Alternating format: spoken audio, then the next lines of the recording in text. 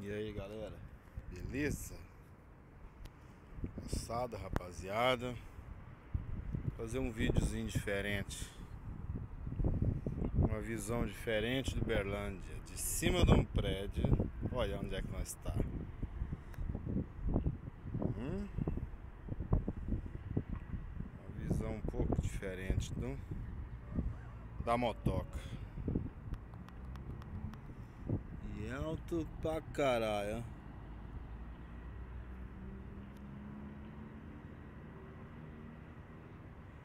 Berlandão, Berlandinha, né? Berlandão não. Essa é a nossa cidade, vista daqui de cima.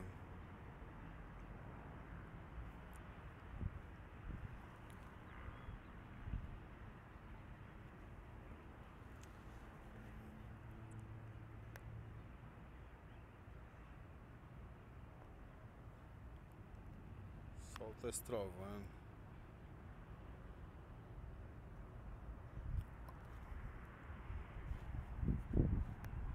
Mas legal, né?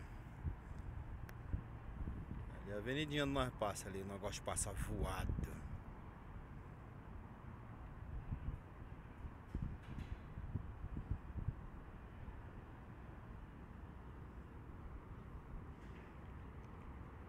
O movimento ali tá pouco, tem radar demais ali, viu? Não.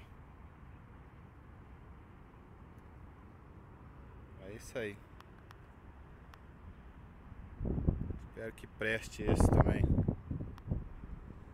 Uberlândia vista de outro ângulo. E tá ventando aqui, hein?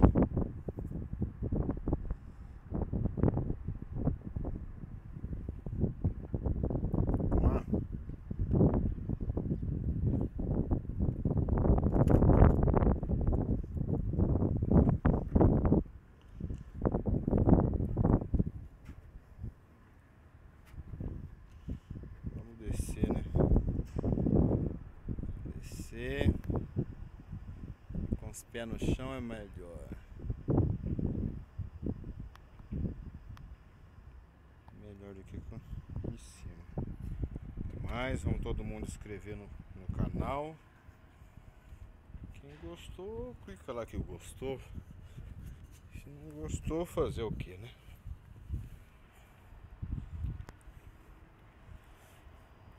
É isso aí. Uberlândia vista de cima. Até mais.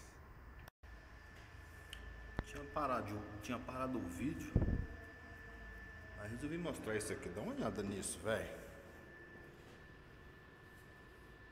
Olha só. Lembra daqueles desenhos animados de antigamente? Quando eles caíam e gritavam. Aqui dá, né? Até chegar lá embaixo tem um caminho longo. Vambora.